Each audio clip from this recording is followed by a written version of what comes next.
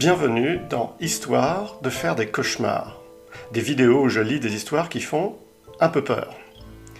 L'histoire que je vais lire ce soir obtient 3 trouillons sur mon trouillomètre, c'est-à-dire que les chocottes sont garanties.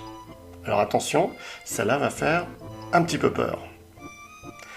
Alors, éteignez vos lumières, glissez-vous sous vos couvertures et écoutons ensemble l'histoire d'Antoine, le sanglier détective.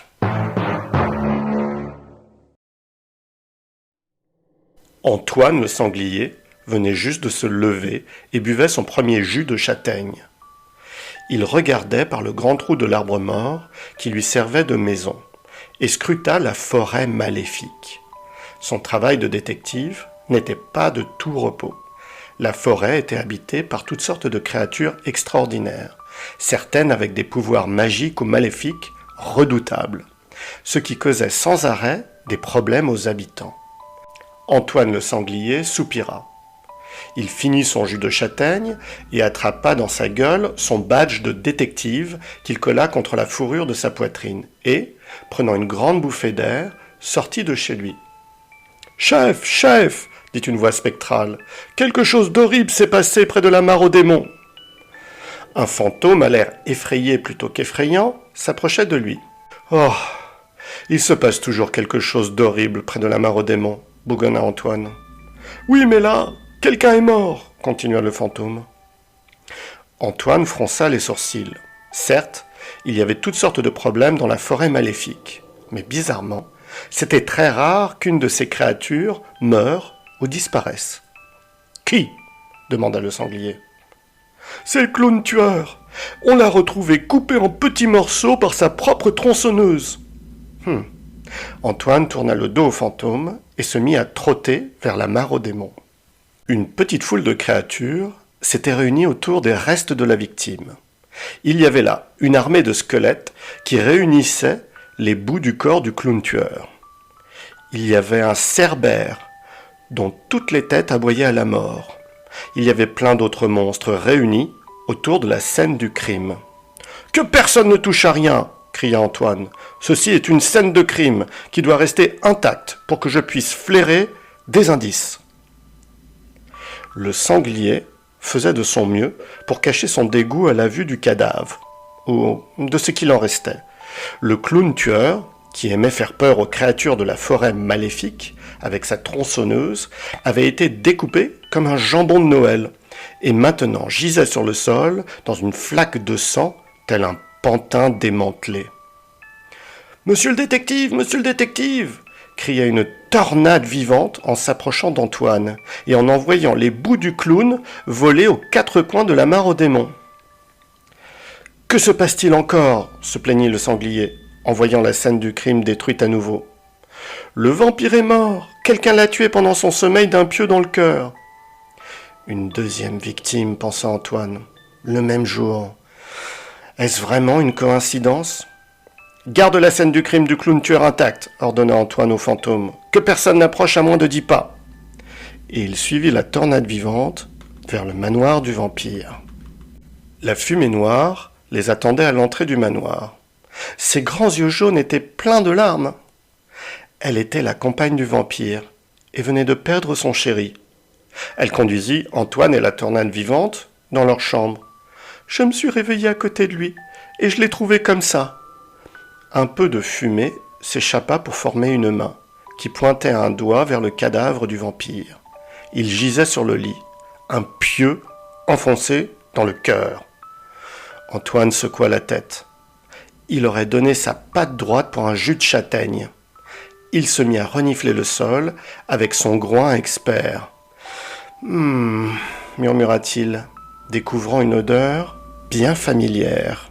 « Vous sentez quelque chose ?» demanda la fumée noire. « Vous êtes-vous disputé récemment avec la dame blanche ?»« Non, pas que je sache, » dit la fumée noire. « Nous la connaissons à peine. » Pourtant Antoine remit son groin sur le sol au pied du lit. Il n'y avait aucun doute. Ça sentait la dame blanche à plein nez. « Allons lui rendre visite, » dit-il à la tornade. Mais alors qu'il était en chemin, traversant la partie la plus obscure de la forêt, ils entendirent quelques notes de musique dissonantes et effrayantes. C'était la musique maléfique qui s'approchait d'eux. « Détective, détective, un accident est arrivé !» chanta la musique maléfique. « Quoi encore ?»« La poupée hantée a été brûlée vive !» continua à chanter la musique maléfique. « Il ne reste d'elle qu'un tas de cendres et quelques cheveux. »« Enfer et damnation !» grogna le sanglier. « 3 meurtres en un jour.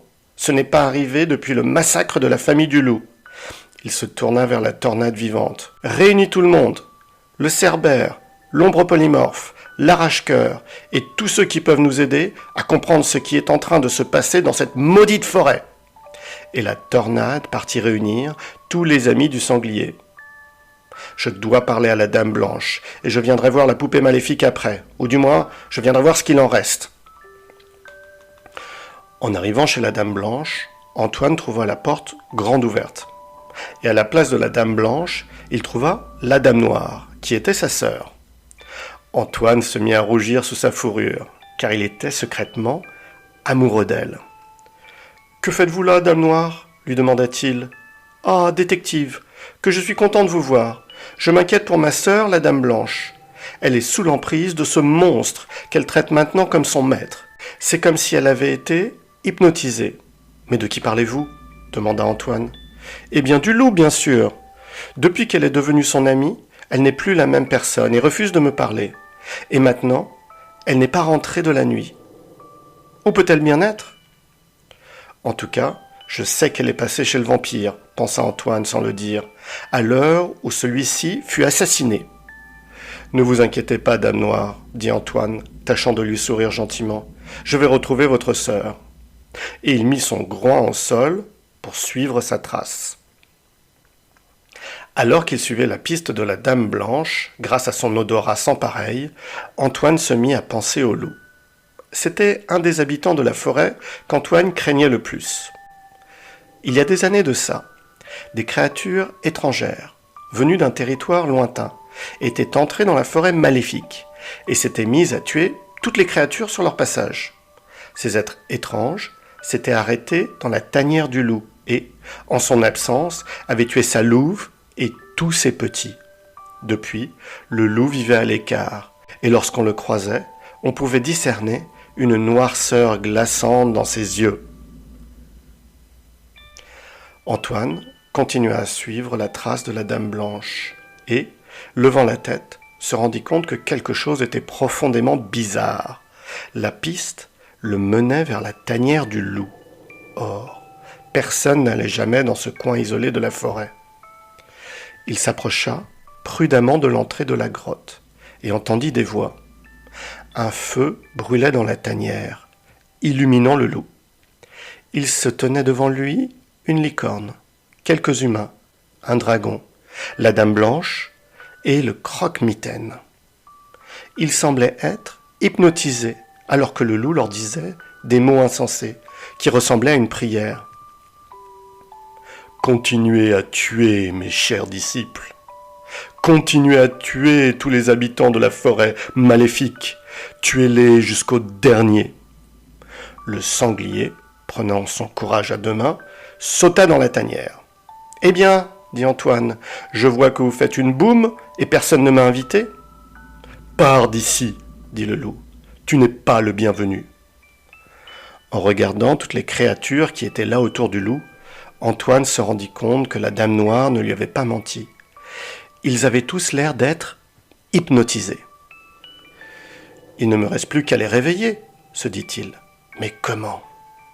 C'est alors qu'il entendit quelques notes de musique glaçante. La musique maléfique l'avait suivi jusqu'à la tanière du loup.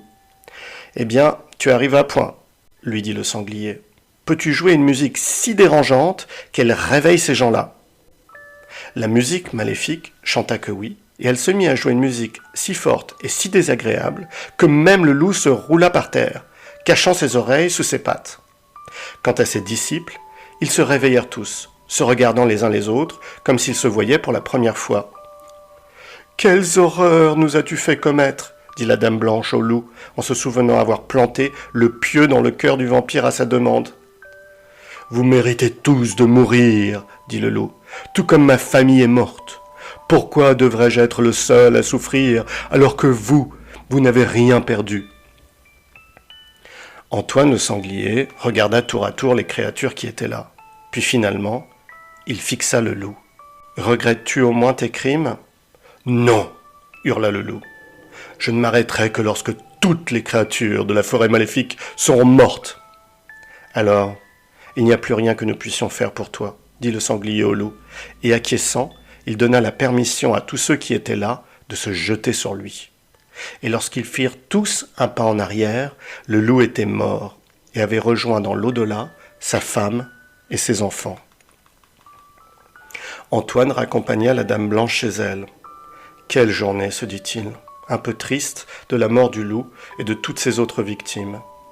Mais son humeur s'égaya lorsqu'il se rendit compte que la Dame Noire était toujours chez sa sœur. « Voilà, j'ai retrouvé la Dame Blanche saine et sauve, dit-il, un peu trop enthousiaste. « Vous êtes un véritable héros, Antoine, dit la Dame Noire, le faisant encore rougir sous sa fourrure. « Allez, allez, lance-toi, se dit-il. Vous voulez boire un jus de châtaigne chez moi ?» demanda-t-il timidement. « Mais avec plaisir, dit la Dame Noire. » Et ils partirent ensemble vers l'arbre mort, le cœur d'Antoine le sanglier détective, plein d'espoir. C'est la fin de notre histoire, et le moment de dormir. À bientôt pour d'autres aventures dans Histoire de faire des cauchemars. Bonne nuit.